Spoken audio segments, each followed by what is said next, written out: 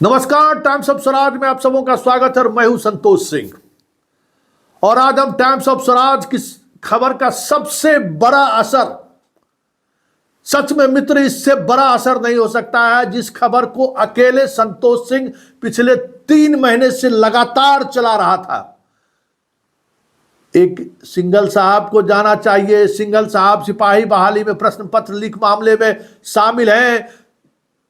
आर्थिक अपराध इकाई उनके चौखट तक पहुंचे। हरियाणा के माध्यम से दिल्ली में सेटिंग हुआ। 11,000 से अधिक पद बेचने का आरोप याद है। हर एक हेडलाइन के साथ मैंने खबर चलाई थी।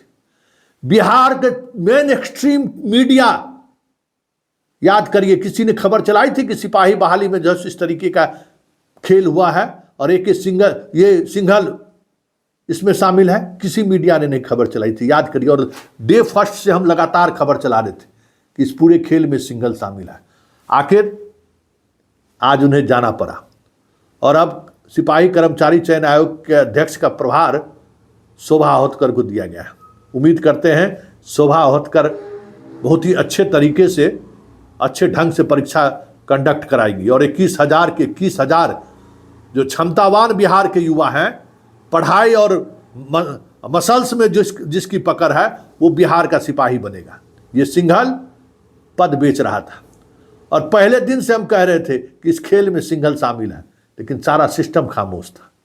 चलिए, आखिर मुख्यमंत्री देर से ही सही इनका विदाई तय हो गया। अब देखना यह है कि सिंघल की गिरफ्तारी होती है कि मुख्यमंत्री इन पर फिर से रहम खा जाते हैं। वैसे इनके जो सबसे बड़े पैरोकार थे, आज सबसे ज़्यादा संकट में सरकार में है। जो सबसे बड़ा इनके पैरोकार थे, जिनके कारण ये डीजीपी बने, जिनके कारण ये कर्मचारी सिपाही बहाली के अध्यक्ष बने, आज वो खुद संकट में है।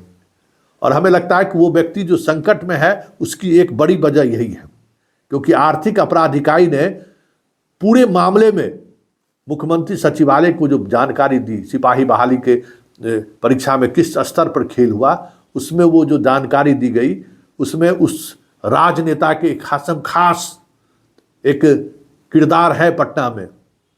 उस किरदार ने 5,000 से अधिक पद भेजा था। पैसे की उगाही भी हो गई थी। ये सारी जानकारी मुख्यमंत्री तक पहुंची है। वैसे ही उनका विकेट नहीं गिर रहा है।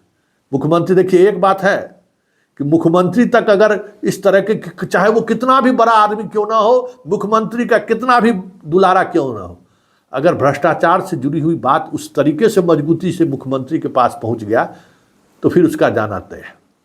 तो उनकी विदाई भी का बेला आ ही गया है। चलिए, उससे पहले सिंघल की विदाई हो गई। सिंघल सिपाही कर्मचारी बहाली आयोग के अध्यक्ष पद से उनको हटा दिया गया है और जांच में उनके खिलाफ इतने पर्याप्त सबूत हैं कि हमें लगता है कि उनको बेऊर जेल के अंदर होना चाहिए, क्योंकि ये उस बार बच गए थे। याद होगा, गया के एसएसपी को बचाने में ये कामयाब हो गए थे और उस वक्त भी हमने खबर बड़ी मजबूती से चलाया था। तो मुख्यमंत्री कहते, अब तो रिटायर हो रहा है, आप कहा है आप लोग इतना हंगामा कर रहे हैं।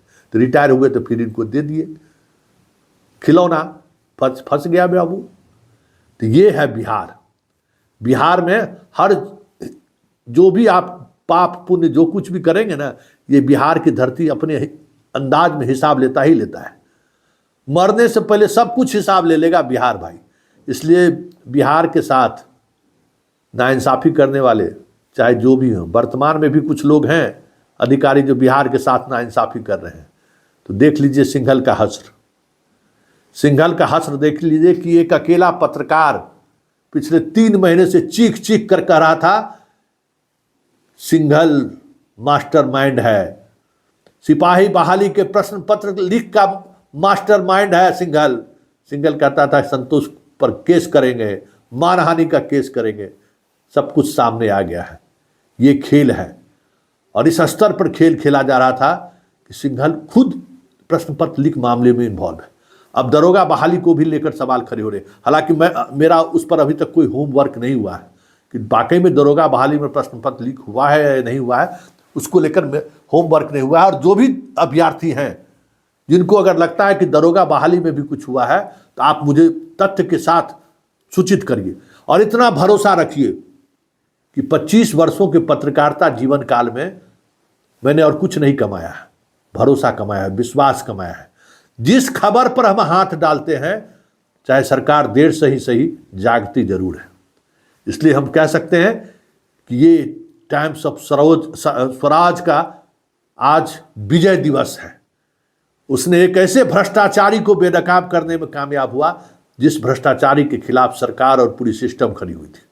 लेकिन आखिरकार सारे लोगों को झुकना पड़ा और सिंघल को हटाना पड़ा। अब देखना यह है कि सिंघल बेउड़ कब जाते।